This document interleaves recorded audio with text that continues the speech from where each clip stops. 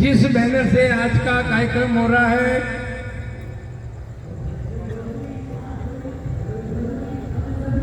विश्व हिंदू परिषद,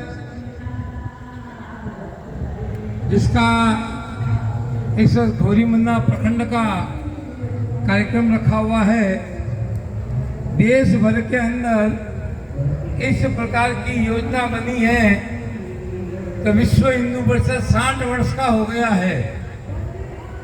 और कहते हैं 60 वर्ष का आदमी बूढ़ा हो जाता है, पर विश्व हिंदू परिषद 60 वर्षों में जवान हुआ है।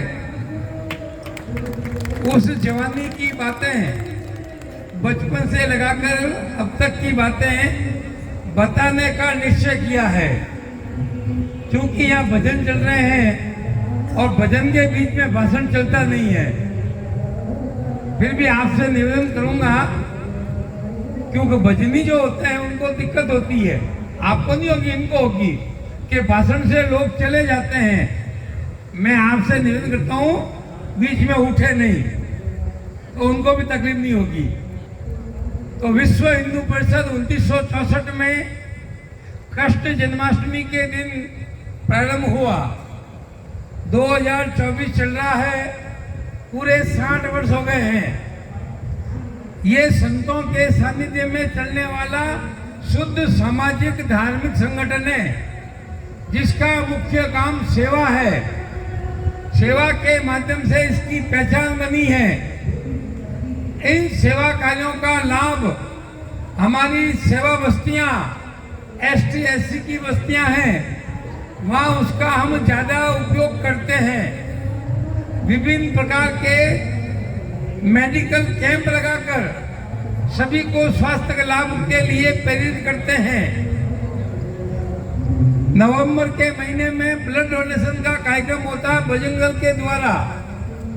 एक सेवा का अभिप्राय, किसी भी को ब्लड की आवश्यकता होती है तो बजरंग दल का कार्यकर्ता हर समय तैयार रहता है।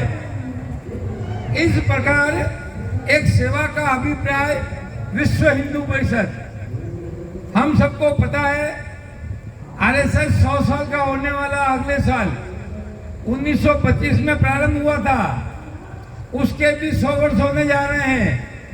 विश्व हिंदू परिषद के 60 वर्ष होने जा रहे हैं। संघ ने विभिन्न प्रकार के संगठन खड़े किए, किसान संघ खड़ा किया, विद्यार्थी परिषद खड़ा किया, राजनीति संगठन खड़ा किया। वो सारे काम अपने संगठन के करते हैं, अपने अपने जाति बिरादरी, मतलब किसान संघ किसानों में, विद्यार्थी परिषद विद्यार्थियों में। तो संघ के द्वितीय संचालक माधवराव सदाशिवराव गोलवलकर, जिनको हम प्रेम से गुरुजी कहते हैं, गुरुजी ने ये विचार किया और उन्होंने कुछ लोगों को बुलाया, कुछ धार्मिक प्रवृत्ति के लोगों को बुलाया, प्रमुख लोगों के साथ बैठकर विचार किया कि सब अपने अपने संगठन अपना काम कर रहे हैं। इस देश के अंदर जब हिंदू के ऊपर कोई विपदा आएगी तो कौन सा संगठन खड़ा होगा? भारत ही नहीं, विश्व में भी अगर हिंदू के ऊपर अत्याचार हो रहा है, उसकी बात उठाने वाला कौन है? गंगा, गाय की बात उठाने वाला कौन है? हमारा ग्रंथ गीता की ऊपर कोई अगर विरोध करता है, उसकी बात उठाने वाला कौन है? हमारे ये मठ मंदिर हैं, इनके ऊपर अगर कब्जा होता है, उसकी बात उठाने वाला कौन है? विधर्मी लोग हमारी बहन बेटियों को छेड़खानी और लव जिहाद में फंसाकर ले जाने का काम कर रहे हैं, उनको रोकना, उनको टोकने का काम कौन करेगा? जो लोग हिंदू धर्म को छोड़कर जा रहे हैं, उनको रोकेगा कौन? जो चले गए, उनको वापस लाएगा कौन? इन प्रकार के उद्देश्यों को लेकर, इस प्रकार के भावों को लेकर विश्व हिंदू परिषद की स्थापना 60 साल पहले हुई है। उन 60 सालों के अंदर हम विश्व हिंदू परिषद ने 60 सालों में हिंदू समाज को जगाने का काम किया है और जगह भी है। फिर भी अभी कुछ कमियां हैं, उनको हम सबको दूर करनी है। जगाने का काम एक बार नहीं किया, अनेकों बार किया है। आप सबको पता होगा कि ये काम 1982-83 में गंगा जल रथ यात्रा निकाली थी। रथ यात्रा में गंगा जल रखा था। हमने कहा गांव से अपने कुएं का पानी लाओ और इस कलश में डालो और कलश का पानी अपने कुएं में डालो।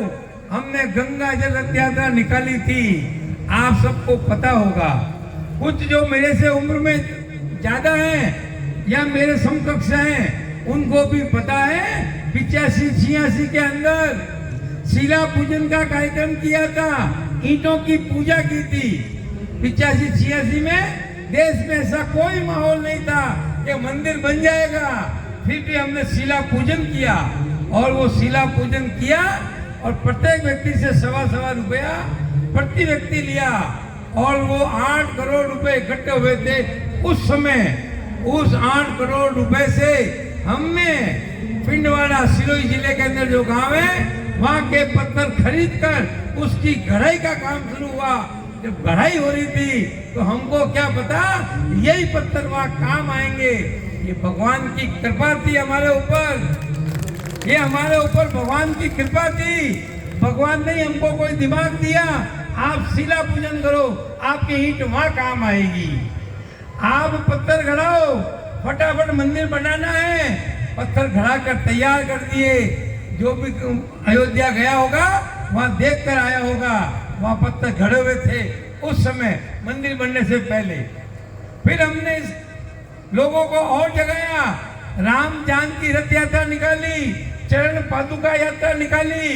और एक समय ऐसा भी आया था जब देश ने ये तय किया कि दीपावली के दिन दीपक जो अयोध्या से जो ज्योति आई है उस ज्योति यात्रा से हम ज्योत से हमारी दीपावली मनाएंगे।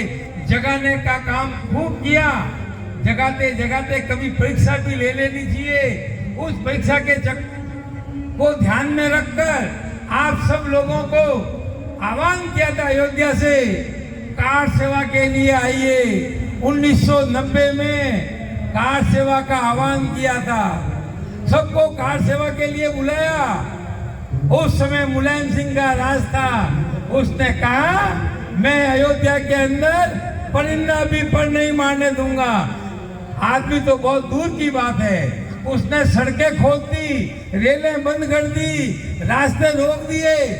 फिर भी नियत समय 30 अक्टूबर को हजारों लोग अयोध्या के अंदर पहुंच गए और जो हमारा जो मंदिर था उस मंदिर के ऊपर गुम्बद बने थे और गुम्बद के कारण जो कह रहे थे मस्जिद है, उस चाहे मस्जिद को चाहे हमारे राम का मंदिर को लाखों लोग उसके ऊपर पहुंच गए और भगवा झंडा लहरा दिया। जय जय श्री राम, जय जय श्री राम। तो झंडा फहरा दिया। जो मुलायम सरकार नाम जिसका मुलायम है वो इतना कठोर हो सकता है, उससे ये पता चलता है। दूसरे दिन तीसरे दिन जो लोग ऊपर चढ़े थे उनके फोटो देख देख कर धर्मशाला से निकाला। उसमें एक शरद कोठारी बीकानेर का तो है पर आया कलकत्ता से था। उसको छोटे भाई को पकड़ के लाए, बड़ा भाई दौड़ गए, क्या कर रहे हो क्या कर रहे हो। उन दोनों भाइयों को मुंह के अंदर बंदूक रखकर उनको वहीं बलिदान कर दिया। महेंद्रनाथ जी अरोड़ा जोधपुर के वो उस समय बलिदान हुए। महेंद्रनाथ सेठाराम जिसकी उम्र सिर्फ 20-22 साल थी उसको भी उस कार सेवा के अंदर बलिदान देना पड़ा। ऐसे कई हजारों कार सेवकों का बलिदान हुआ। विश्व हिंदू परिषद वहीं रुका नहीं। फिर 1992 में फिर आह्वान किया और सबको बुलाया, हमको कार सेवा करनी है। पिछली बार बलिदान हुए, लगा कि लोग कम आएंगे पर पिछली बार से भी लोग अधिक आए। और उस दिन गीता जयंती थी, 6 दिसंबर था, तारीख क्या थी? 5 दिसंबर को सबको कहा आपको रेत लेकर यहाँ से रेत लेनी है और यहाँ रेत डालनी है, क्योंकि कोर्ट का फैसला आने वाला था। हो सकता है इस दबाव में कोर्ट फैसला दे दे, पर वो उसने मौका देखा और कोर्ट ने वो जो निर्णय करना था निर्णय रोक दिया। अब हम कर भी क्या सकते हैं? तो सबको कहा यहाँ से रेत उठाओ और यहाँ डाल देना, आपकी कार सेवा हो गई, आप घर चले जाना। रात भर कार सेवकों को नींद नहीं आई। नींद आएगी कैसे? घर से गए, डोरीमन्ना से भी लोग गए, तिलक निकाल कर भेजा और नारे लगाए, सौगंध राम की खाते हैं, मंदिर वहीं। ये भाव लेकर गए थे, बच्चा बच्चा राम का, जन्मभूमि के काम का, इस प्रकार का भाव लेकर अयोध्या गए। और अयोध्या वाले कह रहे हैं यहाँ से रेत लो, यहाँ उठा लो।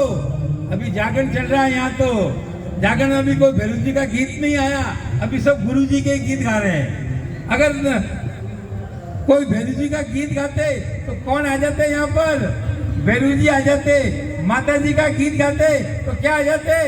माता जी आ जाते। अब रात भर उन कार सेवकों को नींद नहीं आई।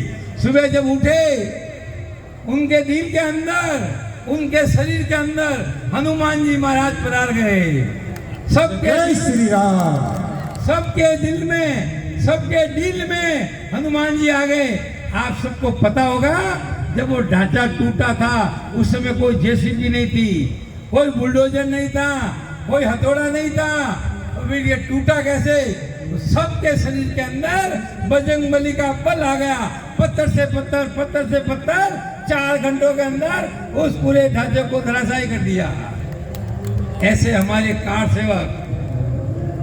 उससे पहले सुप्रीम कोर्ट ने कहा था इस ढांचे को कुछ नहीं होना चाहिए, तो वहां के तत्कालीन मुख्यमंत्री ने लिख कर दिया इस ढांचे को कुछ नहीं होने दूंगा। पर ढांचा तो चला गया। मिलिट्री वहां खड़ी थी, लोग इधर उधर भागने लगे। मिलिट्री वालों ने भी इशारा किया, कहाँ जा रहे हो? अपना मंदिर बना लो।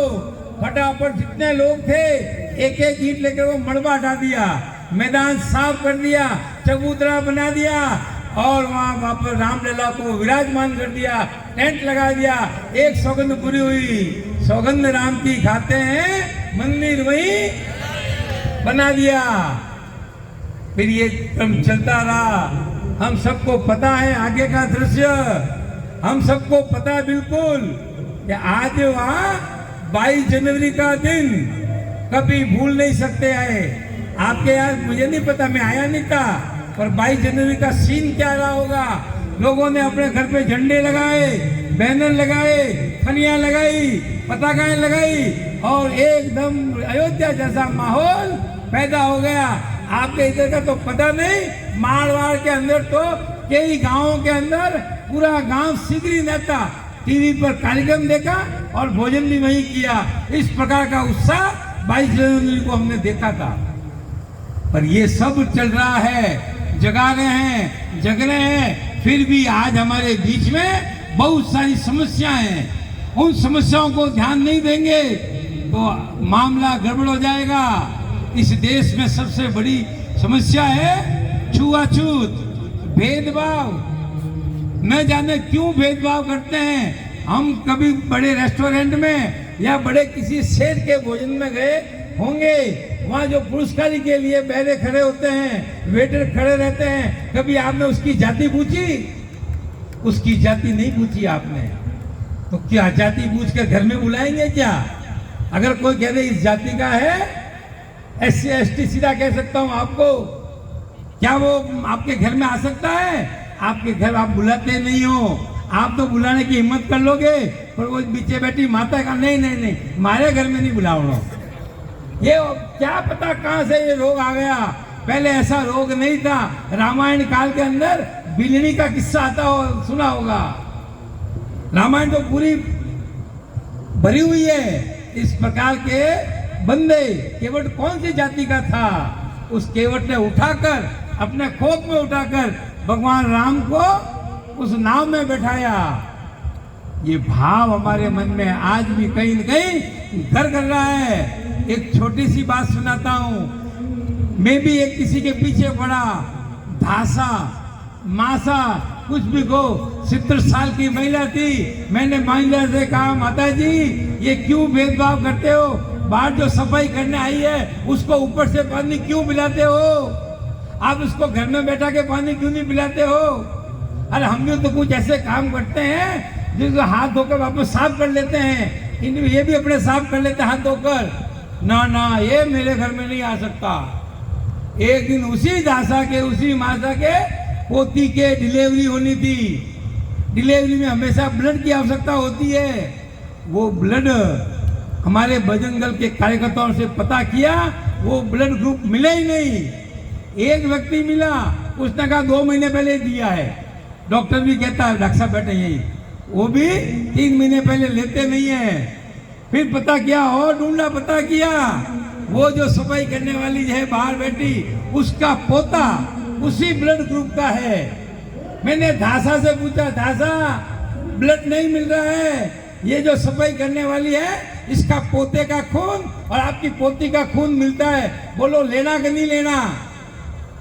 माता बोलो लेना कि नहीं लेना? हाँ, हम उसका खून ले लेंगे पर उसको घर में नहीं आने देंगे। ये कहाँ का न्याय भाई? ये इसी कारण से विधर्मी लोग हमारी बहन बेटी को लेके जा रहे हैं। हिंदू समाज को कम करने के तरीके सोच रहे हैं। एक लड़की नहीं लेके जाते हैं, एक पूरा खानदान लेकर जाते हैं। हमको इस खानदान की रक्षा करनी है, हमको उसकी रक्षा करनी, बहन बेटी की जो चली गई उसको वापस लानी है। ये बजरंग दल काम कर रहा है। हम सब अगर ये भेदभाव छोड़ेंगे तो काम होगा। और सेवा वस्तुओं के अंदर जो बहनें कचरा चुकती है उनको कोई रोजगार देना, सिलाई सिखाना, मेहंदी सिखाना, जिससे वो अपना रोजगार कर सके, अपना काम चला सके। ये काम कौन करेगा? ये काम हमको करना है। 1964 में जब काम शुरू हुआ, वो काम बम्बई आया होगा, बम्बई में स्थापना हुई थी, बम्बई से दिल्ली गया होगा, दिल्ली से कोई जयपुर आया होगा, जयपुर से जोधपुर, और जोधपुर से बाड़मेर आया होगा, और बाड़मेर से ये काम आसपास के गांवों में धोरीमन्ना आ गया। अब धोरीमन्ना के आसपास में गांवों में विश्व हिंदू परिषद का काम ले जाने का काम किसका है? ये काम धोरीमन्ना के लोगों का है। अगर देश की रक्षा करोगे तो आपके ही काम आएंगे। आप देश की छोड़ो, मैं मेरे धोरीमन्ना की रक्षा करूंगा। और ये हमारा प्रदेश, ये हमारा ये जो खंड है बिल्कुल सीमा के पास में है। 1990 में कश्मीर की घटना याद कर लेना, वहाँ माइक से अनाउंस हुआ था, जितने भी हिंदू चले जाओ और बहू बेटियों को छोड़ के जाओ, ये हमारा भोग का साधन है, इनको छोड़कर जाओ। आपका भी अगर एक नहीं हुए, बिल्कुल पास में पाकिस्तान है, जब चाहेंगे आप भी अपने खेत कल्याण छोड़कर कहीं भागना न पड़ जाए। इसलिए आप सबका दायित्व है, धोरीमन्ना के लोगों का दायित्व है, आसपास के लोगों के, गांवों के लोगों को संगठित करने का काम आपका है। एक व्यक्ति था जिसका वजन था 120 किलो। मैंने भले आदमी से कहा तेरा वजन इतना 120 किलो का, क्या नहीं, मेरे कोई फर्क नहीं पड़ता। मैं तेरे को कोई फर्क नहीं पड़ता है, जब तू चला जाएगा तब हमको उठाने में तकलीफ आएगी। तो क्या मैं कुछ करते क्यों नहीं हो? कि मैं रोज करता हूँ भाई साहब। मैंने कहा क्या करते हो? उसने बहुत अच्छा उत्तर दिया, थोड़ा ध्यान लगा के सुनना। उसने कहा मैं रोज सुबह 5 बजे उठता हूँ और बाबा रामदेव जी का जो कार्यक्रम आता है मैं टीवी लगाता हूँ और 5 बजे बैठ जाता हूँ, पूरे 2 घंटे तक उसको बराबर देखता हूँ। क्या करता हूँ? देखने से कुछ होगा क्या? देखने से कुछ नहीं होगा, कुछ करने से होगा। तो आप सबसे आह्वान करता हूँ, कुछ कीजिए। यहाँ आरएसएस की शाखा लगती होगी, उसमें जाइए।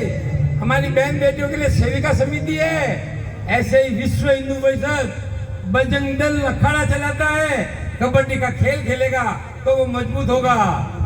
लड़कियां दुर्गा वाहिनी की सदस्यता बनेगी, उनकी भी ट्रेनिंग होती है। आप यहाँ से अपने इस धोरीमन्ना से 2-3 बहनों को भेजिए कैंप में, जोधपुर लगता है। बजरंग दल के कार्यकर्ताओं को भेजिए, वहाँ कुछ सीख कर आएंगे और यहाँ सिखाएंगे। अभी पूरे देश भर के अंदर त्रिशूल दीक्षा हो रही है। आप जिस देवी देवता को मानते हैं पता कर लेना घर जाकर, जिस देवी को मानते हैं उस देवी के हाथ में कुछ न कुछ अस्त्र शस्त्र होगा। वो शस्त्र हमारे घर पर है क्या? हम देवी की पूजा तो कर लेते हैं पर उसका शस्त्र हमारे घर में नहीं है। एक व्यक्ति उठा, मेरे घर पर है। मैंने कहा क्या है? डमरू है शिव जी का। मैं वाह गजब, तो ये डमरू तो खरीद लिया और डमरू के साथ वो त्रिशूल था वो कि वो नहीं है। आज हमारे घर में कुत्ता भी आ जाए तो उसको भगाने के लिए दाएं बाएं ढूंढना पड़ता है। तो विश्व हिंदू परिषद बजरंग दल पूरे देश में त्रिशूल दीक्षा कर रहा है। कल पाली के अंदर जिसमें मैं आया हूं, उस पाली के अंदर 2100 बजरंग दल के कार्यकर्ताओं ने त्रिशूल दीक्षा ली। बताओ 2100 लोग कितने लंबे हुए होंगे। आज सुबह मेड़ता मीराबाई की धरती पर 2100 बजरंगियों ने दीक्षा ली त्रिशूल की।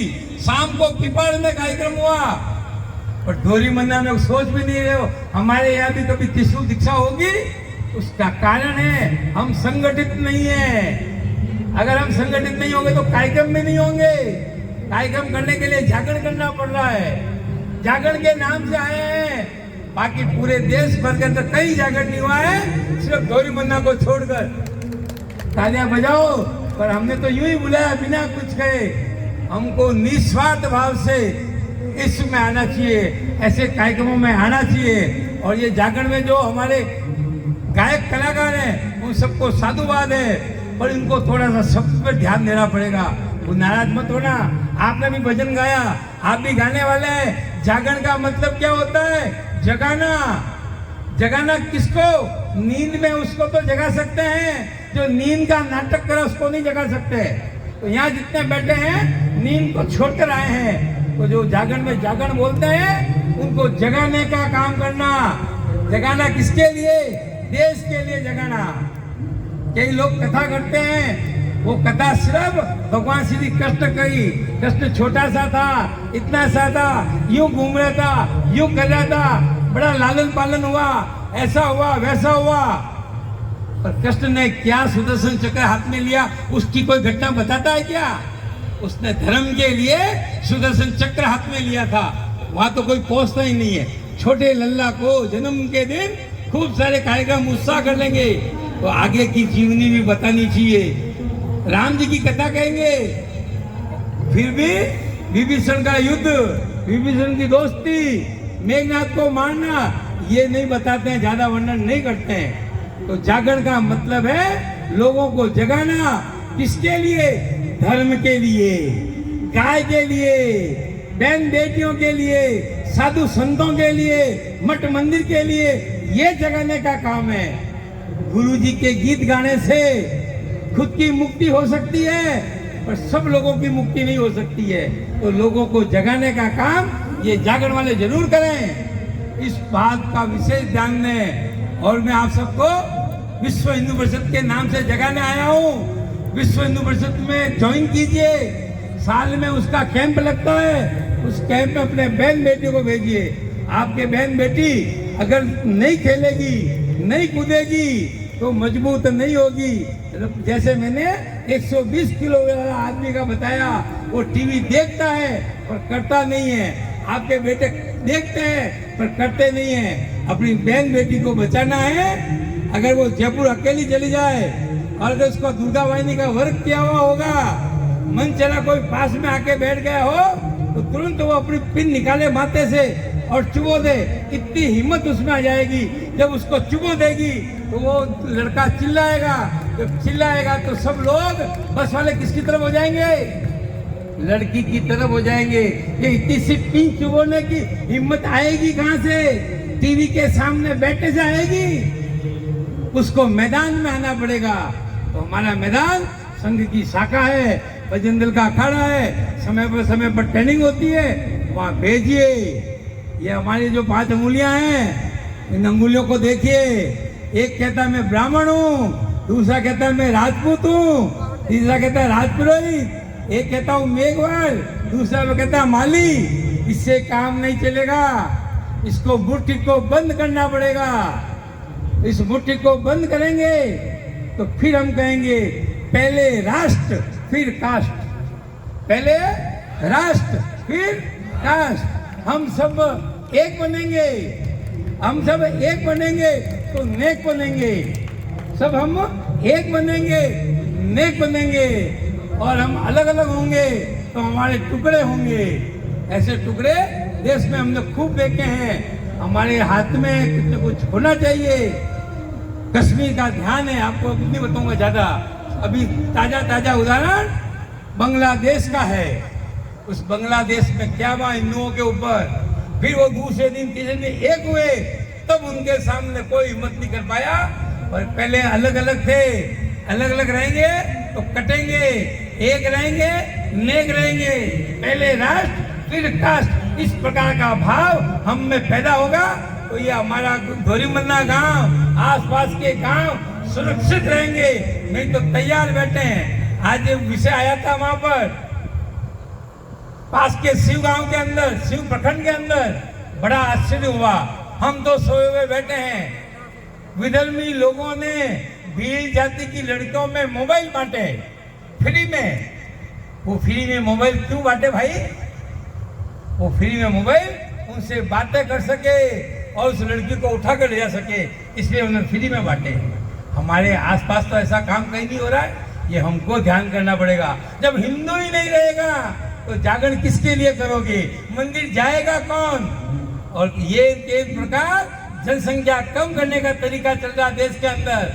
उस तरीके में एक लड़की को उठाना, एक लड़की को नहीं उठाना है, एक पूरे खानदान को उठाना है। इसलिए लड़की को उसको लव जिहाद में फंसाते हैं और उसको लेके चले जाते हैं। और उनको सिर्फ एक ही कहा हुआ है, ज्यादा कुछ मत करो, पैसे ले जाओ, लड़की को फंसाओ, उसको गर्भवती बनाओ और छोड़ दो, फिर दूसरे में लग जाओ। ये भाव उनमें चल रहा है। अगर गर्भवती लड़की वापस समाज में कोई लेने को तैयार नहीं है। अब जो उसके बच्चे पैदा होंगे वो विधर्मी होंगे, वो हिंदू नहीं होंगे। आप सबको ध्यान होगा, इमरजेंसी के समय लोग भागते थे खेतों के अंदर। इमरजेंसी के अंदर इंदिरा गांधी ने नसबंदी अभियान चलाया था। नसबंदी सिर्फ हिंदुओं की, औरों की नहीं, क्योंकि जनसंख्या आपकी कम करनी है। जब जनसंख्या कम हो जाएगा, जहाँ हिंदू घटा वो देश बटा, जहाँ हिंदू घटा देश बटा। और कुछ लोगों को जाति के जाति परिवर्तन कर देते हैं। हम सबको उस समय ध्यान दो, तो मीनाक्षीपुरम की घटना पूरा गांव के गांव बदल गया था। तो हम सबको इस मौके पर आप सब पधारे, उसमें एक ही सीख जानी है, पहले राष्ट्र फिर हमारे कास्ट। एक बनेंगे नेक बनेंगे, अलग अलग बटेंगे तो हम सब कटेंगे। ऐसी नौबत इस देश में न आए, इस धोरीमन्ना के आसपास के गांव में नहीं आए। ये काम आपका है। यहाँ कोई झगड़ा होगा तो जोधपुर से आने वाले नहीं है, बीकानेर से आने वाले नहीं है, बाड़मेर से भी आने वाले नहीं है। आपको अपनी लड़ाई खुद को लड़नी पड़ेगी। ये भाव जगाने का काम विश्व हिंदू परिषद पिछले 60 सालों से कर रहा है। यही काम हम आगे करते रहेंगे। जय श्री राम। जय जय श्री राम।